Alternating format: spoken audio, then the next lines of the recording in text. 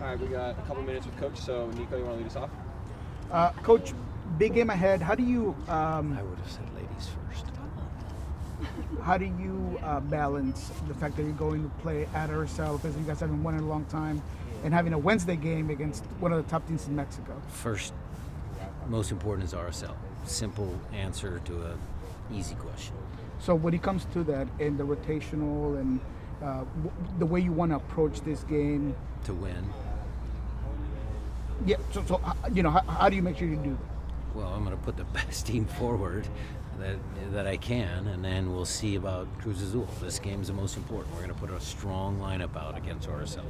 Coach, you had an opportunity to now take a look at the tape from the last game. What were some of the highlights that you can share with us from a grit perspective, which is something that you spoke Grit? about? Yes, from a grit perspective, something that you spoke about during the press conference. The grit was there. I think it's always there.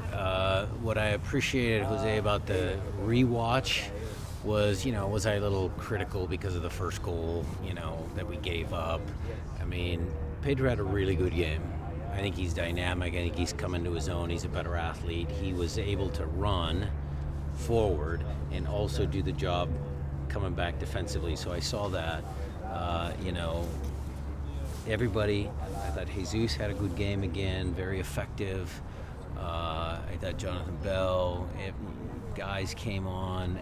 It was a good overall performance, but I thought we were better than Antigua. So grit is going to come tomorrow in a hard place to play where we haven't won in a long time. Talking a little bit about Pedro, you were a little bit critical. Are the things that you mentioned, some of the things that you've been kind of working on with him, like even last season, or is this new traits now that he's been able to get more minutes? Well, number one, I didn't think I was critical of Pedro. What I was saying was that he's not a finished product. In no way, shape, or form did I think he had a bad game or he made a mistake that caused us a goal. What I want from that kid is to develop to his fullest potential because he has a ton of it. And that's what it is. It was the same like when Obed was coming up. Some of my comments are measured because I don't want to put undue pressure on people. I don't want any young player, especially with the season that Pedro had last year. I don't want him to come in and think that he has to make up all of last year in the first 10, 12 games. He's a tremendously talented player. Some of the small things, I know you guys watch, is his technical ability when he receives the ball out of the air in tight spaces. He's better than most guys in our league in that technical piece. What I want him to do is understand our tactics and how we want to play, and just understand his responsibilities. Brian, With you and being a defensive-minded coach, though, or seeming to. Now everybody's saying that. I'm gonna blame you. Well, you Blame you. You seem to really like it, though, when you talk about it. Over time, you like it. But not having a clean sheet yet this season. I know it's just 3 games, but still, is that a little bit of an irritation for you? Well, I am a defensive-minded coach, and I think that defense can win championships, but you need difference makers on the opposite side of the ball. Case in point, the semifinal in the playoffs last year, we were very good defensively. If we could have created more chances, that's the balance that I want to try and achieve. Did it irritate me that they don't have a clean sheet? No, because I think the performances overall have been good for our first 3 games. Brian, I thought your comments weren't so much about Pedro as it was about the team. Was there some messaging in there in you? For sure. I thought so. In you telling the team we have to score, we need to score. And it's important in that. Well, the team needing to score and the team taking a goal, what I'm trying to do is make them understand is what is going to win them a championship at the end of the year. Okay, what are the principles that I believe strongly in that, made up all of our championship teams in the past?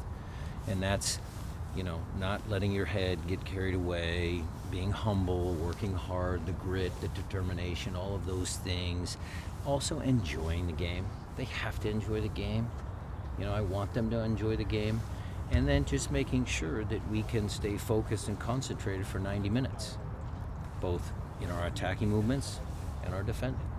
Ryan, given that this is a professional sport, you alluded to this a couple days ago when Josh got traded out. It is fair to put pressure on your designated player, and it's not something that you're willing to do during the season.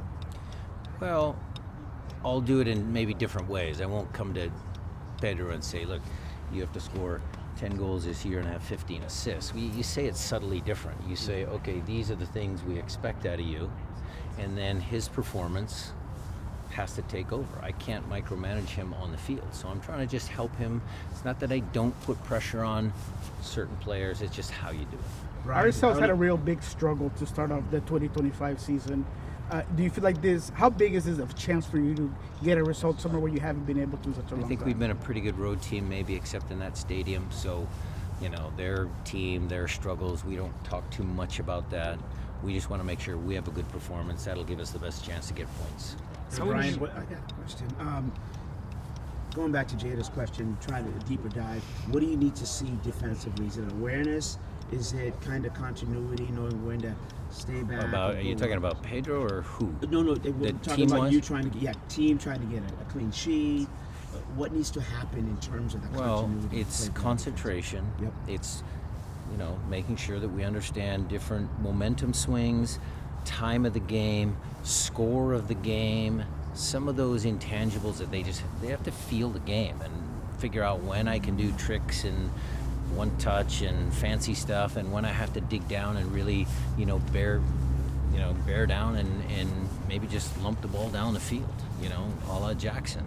That play, he's so confident in his ability, but maybe at 92nd minute, let's just get it up the field. Are you telling yourself maybe, coach, that be patient with them a little bit, 3 games in terms of everything you just talked about, defense? I think I'm a pretty patient guy. In terms of being able to rotate and all that, how are metrics with your players? Like, is everybody going through, what they need to be available? I will say again, I think I've been on record a couple of times already, I think Adam and the fitness staff have done a tremendous job. I thought the 2 90-minute games prior to the opening game of the year was such a good thing. And all of the players are ready to play. You saw JP and Danny Leyva, who hadn't really played significant minutes, came on and played 90 minutes against a hard opponent, and they looked great. And what Last about, couple guys. do you have any more word on Reed and any projection He's on still, Kim? he's down the road. Kim, we're going to start, when we come back from RSL, we'll start loading him up a little bit more. So he might still be a week, 10 days. We'll see.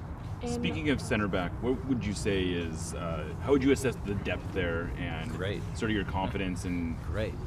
I would have loved to get Stewie on the game. I couldn't because I got confidence in him. But when Kim Keegan comes back, Jonathan Bell showed you what he can do.